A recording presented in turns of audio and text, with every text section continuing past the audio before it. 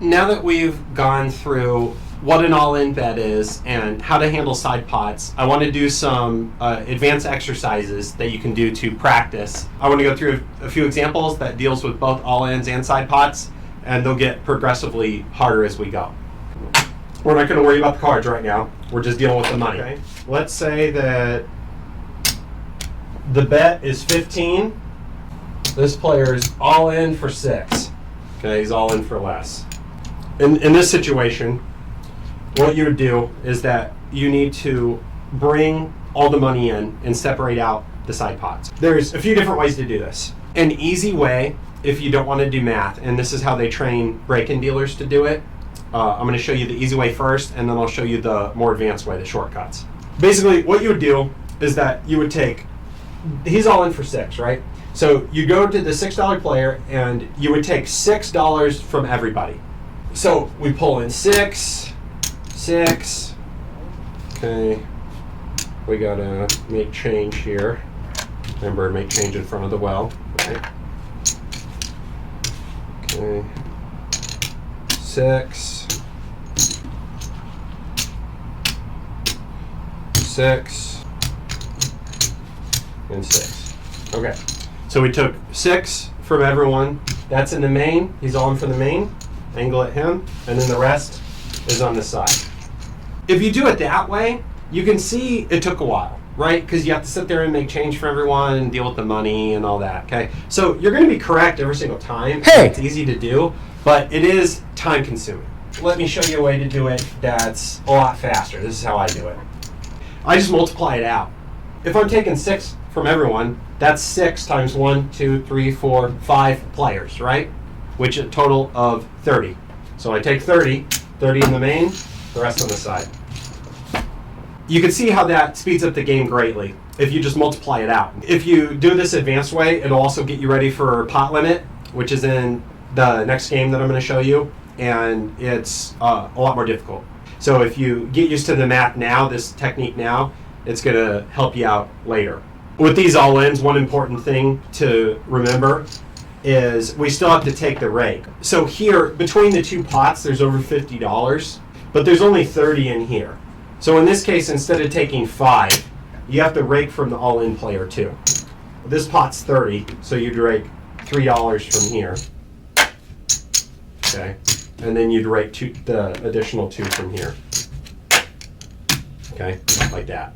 When there's multiple all-in pots, just take the appropriate amount from each pot until you get to the $5. That was our first example, so let me set up the next one here. So let's handle multiple all-ins now. So let's say he's all in for 5, and he's all in for 15. Like I said, if you have all-in buttons, use all-in buttons instead. And then let's say the bet's 32.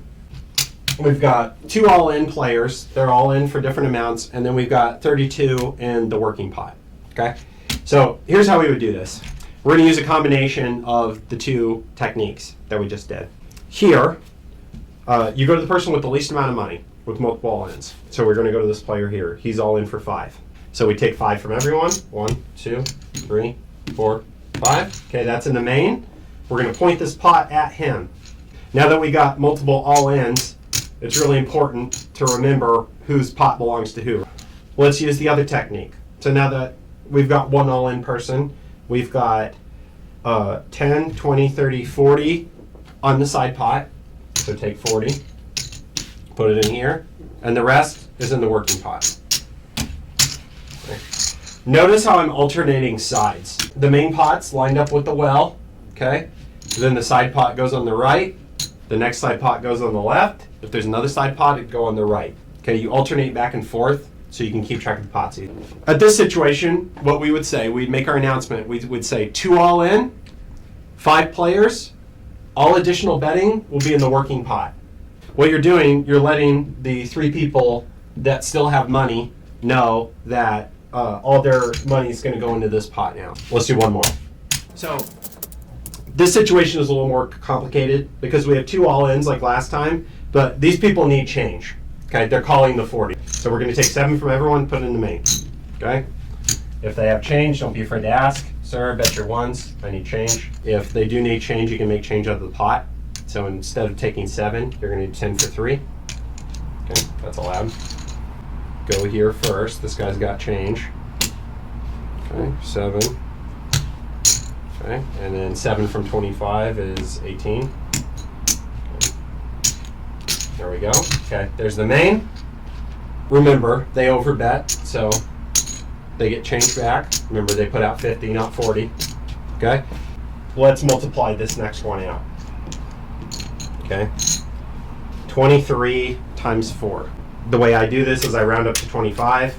Okay? And then you subtract 8 from there. So 100 minus 8 is 92.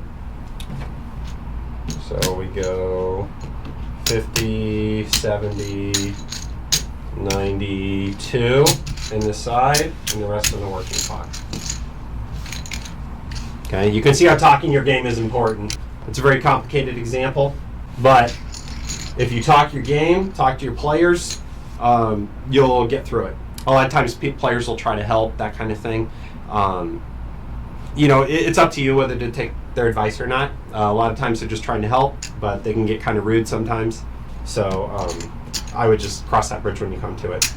Poker plays are practical. The main thing, like if people start giving you trouble for slowing down or whatever, all you have to do is level with them. You just say, hey,